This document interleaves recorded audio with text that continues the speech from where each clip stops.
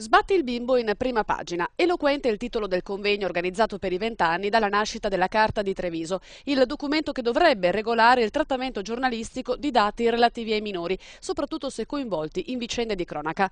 Dal 1990 si riflette infatti sul rapporto tra bambini e media, sulla necessità di tutelare la privacy dei minori e sugli episodi in cui questo non avviene, a volte anche in maniera piuttosto palese.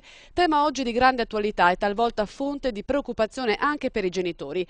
Con il codice deontologico Carta di Treviso il giornalista si impegna al rispetto della tutela dei minori e delle persone deboli, in generale al rispetto della persona, e quando questo non avviene è responsabilità di un direttore o dell'ordine stesso procedere ad un richiamo immediato del giornalista o della testata inadempiente.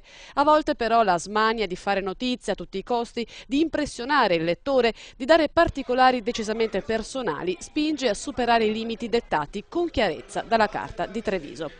Difendere l'identità, la personalità e i diritti dei bambini e degli adolescenti, disciplinando i rapporti tra il mondo dell'informazione e dell'infanzia. Questo ha sancito nel 1990 la Carta di Treviso. Ritrovarsi in prima pagina o in onda in un telegiornale, magari perché coinvolto marginalmente in una vicenda di cronaca, è comunque un segno che rimane. Il convegno è stato anche l'occasione per Telefono Azzurro, coautore della Carta, di comunicare che dall'inizio dell'anno sono 78 tra Treviso e Belluno i casi seguiti dagli psicologi dell'ente. Oltre ai maltrattamenti in famiglia, sono in aumento i casi di bullismo, in particolare quelli relativi all'invio di immagini o video su YouTube direttamente dal cellulare.